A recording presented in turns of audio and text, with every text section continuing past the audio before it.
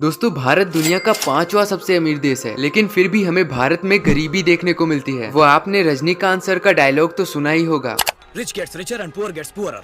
अमीर और अमीर बनते जा रहे हैं और गरीब दोस्तों भारत यूके को पीछे छोड़कर दुनिया का 5वां सबसे लार्जेस्ट इकोनॉमी बन गया है जीडीपी के मामले में। ये जीडीपी होता क्या है दोस्तों? इसको ग्रॉस डोमेस्टिक प्रोडक्ट भी कहा जाता है। दोस्तों इनकम जनरेट करने का दो मेथड होता है, गुड्स एंड सर्विसेज। आप बाइक या फिर कपड़े प्रोड्यूस करते हो तो वो गुड्स में आते हैं, और कुछ लोग सर्विसेज प्रोवाइड करते हैं, जैसे कि आपके पड़ोस का नाई या फिर आपका डॉक्टर। इन्हीं सब के वैल्यू को जब आप ऐड करते हो तो उसको जीडीपी कहते हैं, या फिर आप इनकम को भी ऐड कर सकते हो, जैसे कि पूरे भारत के एक साल के इनकम को भारत की जीडीपी कहेंगे। अब किसी भी देश की जितनी जीडीपी होती है उसके पॉपुलेशन के साथ डिवाइड कर दोगे तो आपको जीडीपी पर कैपिटा देखने को मिल जाता है। दोस्तों भारत जीडीपी के मामले में 5वें रैंक में आता है। वहीं जीडीपी पर कैपिटा के मामले में 179 कंट्री में 120 रैंक में आता है। वहीं जिस यूके को हम जीडीपी के मामले में पीछे छोड़ के आए हैं उसकी जीडीपी पर कैपिटा की रैंक 27। दोस्तों भारत के टॉप 10% पॉपुलेशन के पास भारत की 77% की वेल्थ है। और अगर आप सोचते हो कि भारत एक गरीब देश है तो नहीं। तो जहां सन 2000 में भारत में केवल 9 अरबपति थे, वहीं 2017 के आंकड़ों के हिसाब से भारत में 101 अरबपति थे, और आज 166 से भी ज्यादा अरबपति हैं। और तो और भारत में एक दिन में 70 से भी ज्यादा करोड़पति बनते हैं। वहीं भारत में 22 करोड़ से भी ज्यादा लोग गरीब हैं। और भारत में इसकी झलक आप देख सकते हो, जहां भारत में अमीरों के महल बने हैं, वहीं दुनिया का सबसे बड़ा स्लम धारावी इंडिया में ही है। भारत के टॉप 100 रिचेस्ट की कंबाइंड वेल्थ ₹54.12 लाख करोड़ तक पहुंच चुकी है। अब सबसे बड़ा सवाल है, गरीब कौन है? वर्ल्ड बैंक के अनुसार अगर किसी भी व्यक्ति की इनकम 140 रुपए प्रतिदिन से कम है तो वो गरीब है। और वर्ल्ड इकोनॉमिक फोरम ईयर 2020 के आंकड़ों के हिसाब से भारत में 22 करोड़ से भी ज्यादा की जनसंख्या की इनकम 32 रुपए प्रतिदिन से भी कम है। दोस्तों ऐसा नहीं है कि इस बात के खिलाफ किसी ने आवाज नहीं उठाई है। इस इनइक्वालिटी के बारे में हमेशा से ही चर्चा होती रही है। जैसे कि कांग्रेस के नेता राहुल गांधी लोकसभा में कहते हैं कि हमें अपने ही देश में दो तरह की भारत देखने को मिलता है, जहाँ एक अमीर के लिए वहीं एक गरीब के लिए। वहीं minister of road transport and highways Nitin Gadkari ji कहते हैं we are rich nation with poor population. दोस्तों हमें प्रॉब्लम तो समझ में आ गई, लेकिन इसका सॉल्यूशन क्या है? अगर हमें इस इनइक्वालिटी को कम करना है तो हमें पब्लिक हेल्थ केयर, एजुकेशन और सोशल सेफ्टी को बढ़ाने की ओर ध्यान देना चाहिए। जैसे कि अगर हमारी गवर्नमेंट पब्लिक हेल्थ केयर को फ्री और हाई क्वालिटी सुविधा देगी तो इसमें लोगों को खर्च नहीं करने पड़ेंगे। और एजुकेशन में इन्वेस्टमेंट करने से लोगों में इन जनरल इकोनॉमिक अपॉर्चुनिटी पाने में समान अधिकार मिल जाता है। साथ ही साथ लोगों में जागरूकता भी बढ़ती है। इससे कई गरीब लोग अपने सरकारी लाभ को भी आसानी से प्राप्त कर पाएंगे। और इस इन्वेस्टमेंट से हर कोई अपनी स्किल और एजुकेशन को बढ़ाकर अपना फ्यूचर सिक्योर और आगे बढ़ा सकता है। दोस्तों इसका एग्जांपल आप देख सकते हैं, साउथ अफ्रीका का लेसोतो देश, जहां पर बहुत इनइक्वालिटी थी, लेकिन आज वहां इनइक्वालिटी ना के बराबर है। लेकिन ये सब हुआ कैसे? इसके लिए कई स्टेप लिए गए हैं जिससे ये मुमकिन हो पाया है। सबसे पहला स्टेप था गरीबों की तनख्वाह बढ़ाना। इसके बाद इन्होंने प्राइमरी स्कूल में भी बहुत इन्वेस्टमेंट किया, जहाँ लेसोतो देश अपने जीडीपी का 4.5% सोशल प्रोटेक्शन प्रोग्राम में लगाता है। वहीं इसकी नेबरिंग कंट्री अपने जीडीपी के 2% से भी कम सोशल प्रोटेक्शन प्रोग्राम में इन्वेस्ट करते हैं। साथ ही यहाँ की जो सीनियर सिटीजन है, यानी जो 70 साल या फिर उससे बड़े हैं, उनको ओल्ड एज पेंशन भी दिया जाता है। और इस पेंशन प्लान से लेसोतो देश के 15% घरों को इससे लाभ मिला। साथ ही यहाँ के गवर्नमेंट प्राइमरी स्कूल में कुक लंच भी दिया जाता है। और यही सारी वजह है जिसकी वजह से आज लेसोतो देश इनइक्वालिटी से इक्वालिटी की तरफ बढ़ता जा रहा है। दोस्तों ऐसा नहीं है कि भारत में ऐसी योजनाएं नहीं लाई गई, लेकिन जो क्वालिटी ऑफ सर्विंग है वो बहुत ही लो क्लास है। जैसे कि भारत में गवर्नमेंट प्राइमरी स्कूल में एजुकेशन फ्री है, लेकिन रूरल एरिया में देखा गया है कि वहाँ की क्वालिटी ऑफ एजुकेशन बहुत लो है। वहीं 15 अगस्त 1995 से भारत में मिड डे मील स्कीम लाई गई है, जहाँ इंडिया के प्राइमरी स्कूल में फ्री मील दिया जाता है। लेकिन फिर भी कई जगह क्वालिटी ऑफ फूड बहुत ही अनहाइजेनिक होता है। और तो और रूरल एरिया में गवर्नमेंट हॉस्पिटल की भी हालत कुछ खास नहीं है। यही सब चीजें अगर सुधार ली जाए तो हमारा देश बहुत आगे जाएगा, और नो डाउट हमारा देश आगे बढ़ भी रहा है। आज के लिए बस इतना ही। मिलेंगे एक नेक्स्ट वीडियो में नेक्स्ट टॉपिक के साथ।